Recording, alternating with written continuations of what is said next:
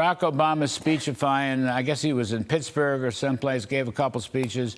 Playing the race card, not the economy, not the immigration, not crime, not safety, you know, not anything. It's all about race. And he's telling the brothers, quote unquote, to get back on board. What do you make of that? How do you see this one? Is Vivek Ramaswamy about to reveal why Barack Obama's recent speeches are a deeply disappointing distraction from the real issues facing America? Stay tuned as we dive into the truth behind the headlines. Former President Barack Obama spent yesterday on the campaign trail in the swing state, the battleground state of Pennsylvania, and he delivered a blunt message to black men about why he believes they should be supporting Vice President Kamala Harris over Donald Trump. I think it's deeply disappointing, Larry. Frankly, one of the encouraging things about this election is we're seeing the breaking apart of so-called ethnic coalitions. Many Hispanics, many black Americans coming aboard for the first time to the Republican Party to vote for Donald Trump. I think that's a beautiful thing. One of the accomplishments of the civil rights movement was to say that you can't predict something about somebody's content of character based on the color of their skin. Yet now the modern Democratic Party says based on the color of your skin, you're obliged to vote for a particular candidate. That's deeply disappointing. I don't want a Black History Month. Black history is American history. How are we going to get rid of racism? Stop talking about it.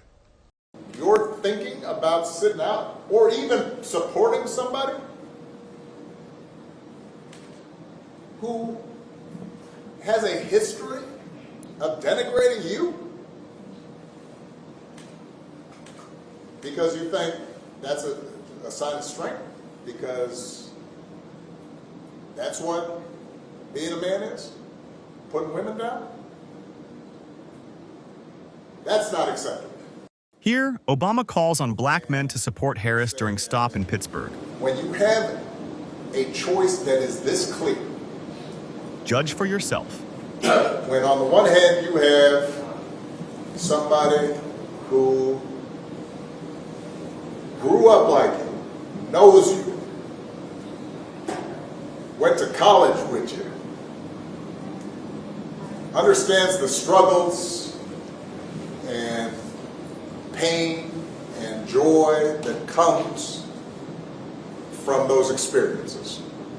Because part of it makes me think, and I'm speaking to men directly now, part of it makes me think that, well, you just aren't feeling the idea of having a woman as president.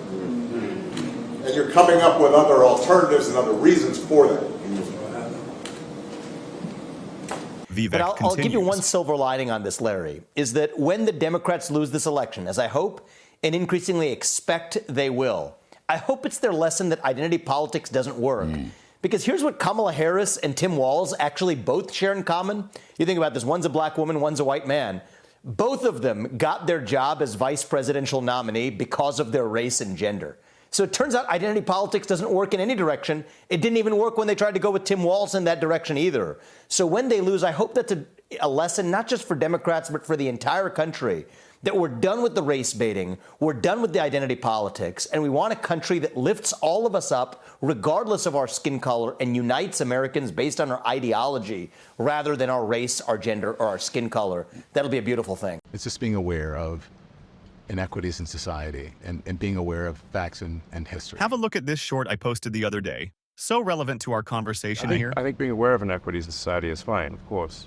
But trying to blame everything trying to make everything a race issue is, I think, divisive and corrosive to society. Do you think that society blames everything on racism now?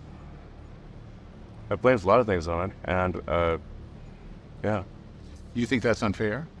Yeah. Why? I think we should not make this a constant subject. I think we need to move on. I think we just